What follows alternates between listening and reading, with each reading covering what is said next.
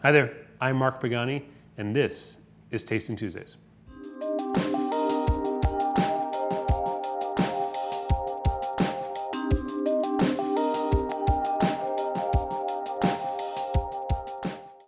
So today we're going to talk about Thomas H. Handy Sazerac Rye.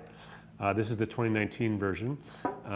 As always, if you would like to subscribe to the YouTube channel, please click right here for the Tasting Tuesdays YouTube channel. And if you want to jump ahead directly to the tasting itself, you can go right to this spot in the video. So, BTAC, Buffalo Trace Antique Collection. People that are into whiskey know about these bottles. They demand a lot of money on secondary markets, as well as some retailers selling them for sometimes 10 times as much as the suggested retail price is. It comes from Buffalo Trace Distillery. This particular 2019 version is 125.7 proof. It is a rye. So I purchased the 2016 bottle, was able to get it for actually a little less than retail, thanks to Andrea Hemming and Adrian Miller here in New Orleans, and I absolutely loved it. I think it's one of my top 10 whiskeys of all time. It's fantastic. And so I went to a lottery situation, a drawing.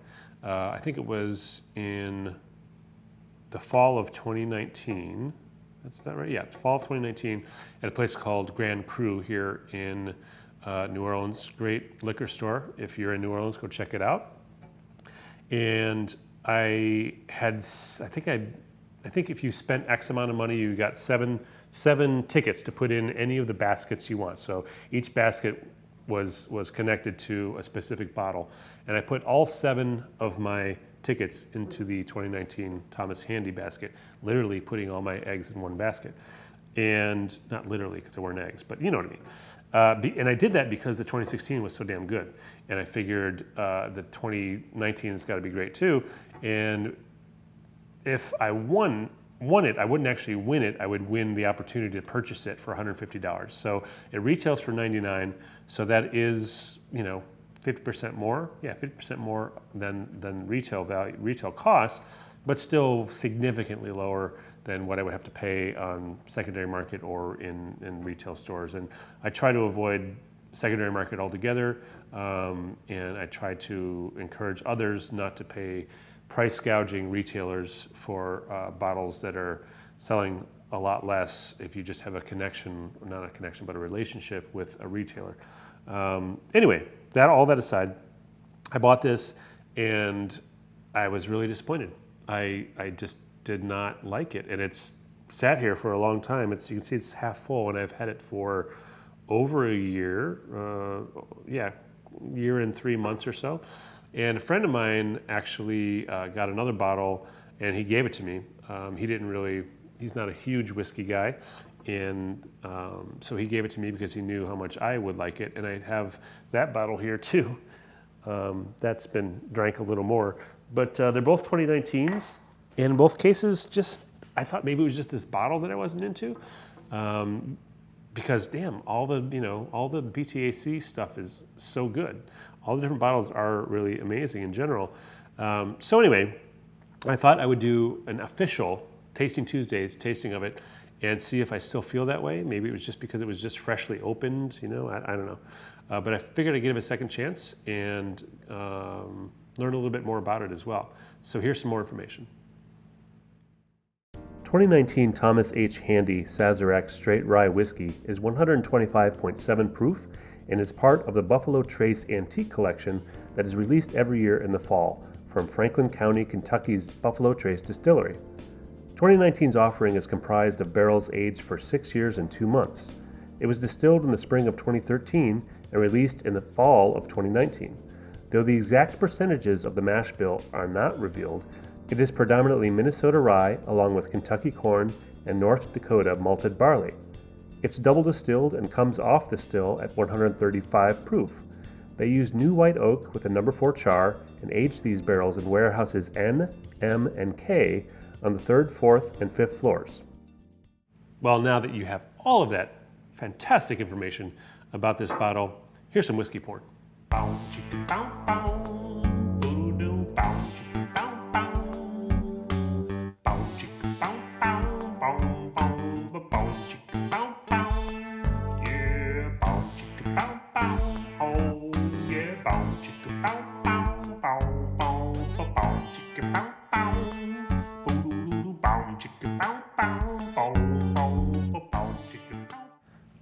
that is indeed a sexy bottle and some sexy color right there.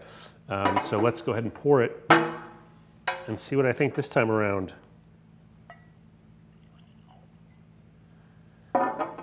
Again, this retails for about 99 bucks and sells for, I think, you know, some places are selling it for $500, $600, $700. So yeah, if it's still there, it's so weird. So when I first smelled it, the very first time I opened it, it had this very funky nose to it, and it still has that. It's almost like when you uncap a permanent marker. Very obvious. I think everyone's smelled that smell before. That's kind of what I get on the very, very front end. It's like something artificial. It's like plastic or something. It's very weird, and it's nothing like the 2016, 2017, 2018 that I've tasted and smelled, obviously. I also get like, it's like stale cheddar cheese popcorn, and there's some oak and baking spices in there, which you'd expect from a rye and from a rye that's older. Tiny bit of bacon too, which isn't a bad thing at all. I like that kind of, it's not a smokiness. I wouldn't say smoky because there's no peat in this or anything, but it does remind me a little bit of bacon. But that predominant initial note is that uncapping a marker, which it's just artificial and weird. So anyway, let's give it a taste.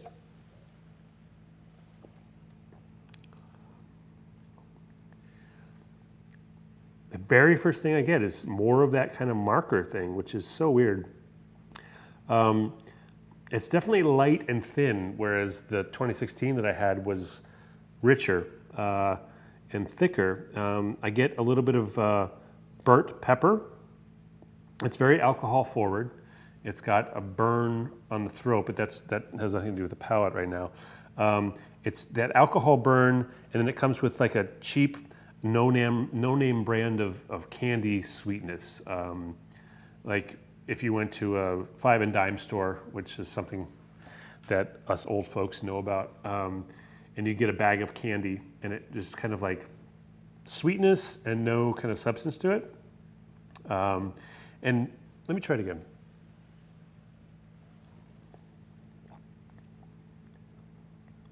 There is a little bit of butter in there, which I like. That's a bit of butter creaminess. But then after that, you know, I think we're moving on to the finish. It kind of coats the mouth and the tongue with like sucrets-like numbing. You know, when you take a sucrets, cherry-flavored sucrets, and I'll say sucrets many more times just to annoy everyone, sucrets. But it's kind of like that. The heat is very obvious, but you get that little bit of a numbing sensation. I do like it better than the first time I opened it, for sure. I think letting it breathe for a little while, it's been, like I said, over a year, has actually improved the flavor of this. So let's talk about the finish.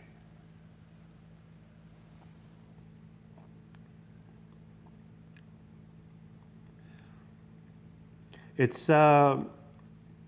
doesn't disappear right away, which I love. It's longer, but it's not what I consider a long finish. It's pretty mid-length.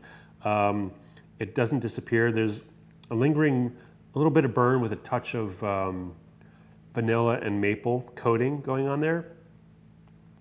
It's a pleasant finish overall. I'd say the finish and the palate near the end of the palate, just before the finish, are the most pleasant parts of the pour, for sure, for me. It's a weird thing, you know. It goes year to year with any whiskey that is released once a year, like the Buffalo Trace Antique Collection is, any sort of collection of whiskey. And not every year is going to be the same. Not every year is going to be spectacular. And I know that there are some BTAC fanboys, fangirls who are like, you know, bullshit. It's amazing. It's always amazing. It's the best shit you can buy. But again, I tell it like it is. This particular year for this particular bottle is not fantastic. I believe I tasted the Eagle Rare 17-year as well. Maybe not. I know I tasted one other BTAC bottle from 2019, and I wasn't blown away by it either, but this is just, it's weird. You know, it's a weird thing. I'm going to finish this glass because it is interesting. It's definitely not a boring pour.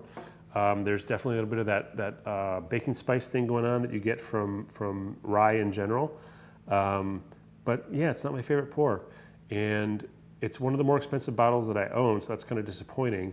And it comes from that lineage of you know, really known to be amazing bottles, so that's kind of disappointing too.